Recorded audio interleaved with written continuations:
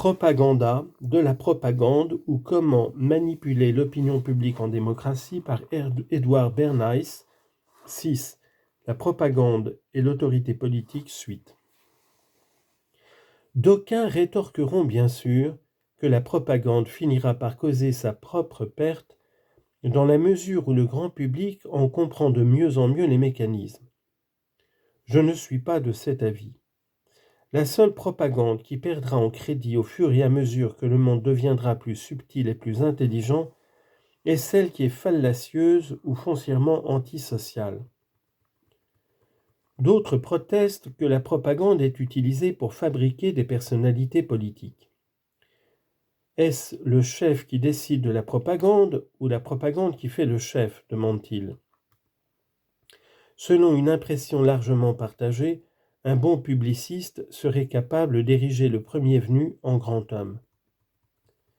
Ces inquiétudes appellent la même réponse que la vieille question de savoir si le journal fait l'opinion ou l'opinion le journal. Ni le chef ni l'idée du chef ne peuvent prospérer en l'absence d'un terreau fertile, mais encore faut-il que le premier ait des graines à semer. Ou, pour prendre une autre image, les deux parties doivent être l'une à l'autre nécessaires pour que l'action ait une efficacité positive.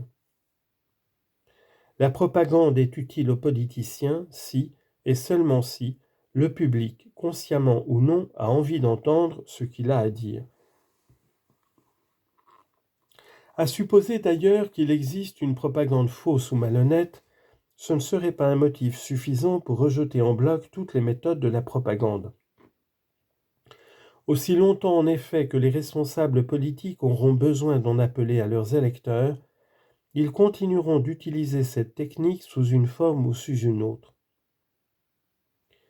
On reproche également à la propagande d'avoir fait du président des États-Unis un personnage à ce point considérable qu'il apparaît comme une vivante incarnation du héros, pour ne pas dire de la divinité, à qui l'on rend un culte.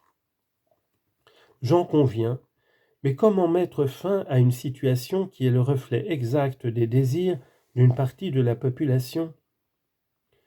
Le peuple américain ne se trompe pas en accordant intuitivement une immense importance à la fonction exécutive. Ce n'est pas la faute de la propagande s'il voit dans le président un symbole héroïque de ce pouvoir. Cela tient à la nature même de la charge et à la manière dont celle-ci se rattache au peuple. On peut certes regretter ce besoin passablement irrationnel de porter au nu l'homme qu'on a porté au pouvoir.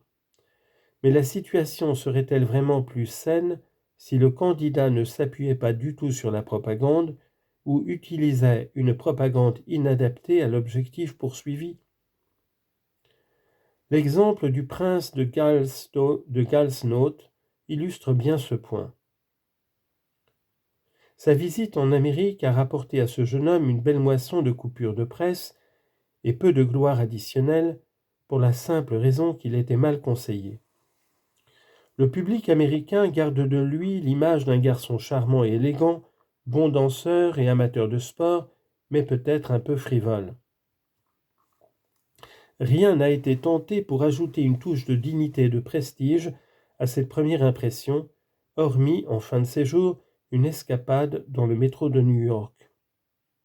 Cette aventure sur le terrain de la démocratie et de la vie durement gagnée, dont témoigne la mise des passagers qui se rendent au travail, a éveillé chez le prince un intérêt inattendu. Mieux conseillé, il l'aurait alimenté en se documentant sérieusement sur le mode de vie américain, comme avant lui le prince Gustave de Suède. Faute d'une propagande bien conçue, le prince de Galles est apparu aux yeux du peuple américain, non pour ce qu'il est constitutionnellement, un symbole de l'unité de l'Empire britannique, mais comme un membre à part entière de la jeunesse dorée de Long Island. En réalisant trop tard combien il était important de bien préparer les relations publiques de son Altesse royale, la Grande-Bretagne a perdu une précieuse occasion d'élargir la coopération et la compréhension entre nos deux pays. S'il faut vraiment les présenter ainsi, on dira oui, que les actions publiques du chef de l'exécutif américain sont orchestrées. Cela étant, leur mise en scène a pour but de grandir l'homme en le montrant dans ses fonctions de représentant du peuple. La tendance du chef à suivre plus qu'il ne guide est à l'origine d'une curieuse tradition politique, ici baptisée tactique du ballon d'essai, à laquelle nos dirigeants recourent pour rester, croit-il, en contact avec le public. Le politicien, bien sûr, est à l'affût du moindre bruit. Se livrant à une sorte d'auscultation clinique, il colle son oreille contre le sol pour écouter les perturbations de l'univers politique. Mais la plupart du temps, le sens de ces perturbations lui échappe, et il ne sait pas distinguer les superficielles des plus profondes. Alors il envoie un ballon d'essai sous la forme, par exemple, d'un entretien anonyme dans la presse, puis il guette les résonances que cela déclenche dans le peuple. Un peuple qui s'exprime au moyen de rassemblements de masse ou dans des résolutions, des télégrammes, voire des réactions aussi lisibles que les éditoriaux de la presse partisane ou non. En fonction des échos qui lui reviennent, notre homme décidera soit d'entériner la mesure sur laquelle il hésitait, soit de l'écarter, soit encore de la modifier pour la rendre compatible avec la somme des opinions reçues en retour. Cette méthode est calquée sur le dispositif mis en place pendant la guerre afin de sonder les dispositions de l'ennemi à faire la paix ou de tester les grandes tendances de l'opinion. Beaucoup de politiciens l'appliquent avant de défendre publiquement telle ou telle mesure législative et les gouvernements agissent de même avant d'engager une politique étrangère ou intérieure. Elle n'est pourtant guère justifiée. Un homme politique qui a les qualités d'un chef saura, en utilisant habilement la propagande, guider le peuple au lieu de le suivre à l'aveuglette en procédant par tâtonnement. De fait, la démarche du propagandiste est à l'exact opposé. Afin de mettre toutes les chances de son côté, il commence par se fixer un objectif, puis il entreprend de le réaliser en s'appuyant sur une connaissance précise du public, quitte au besoin à intervenir sur les circonstances pour manipuler l'opinion et entraîner son revirement.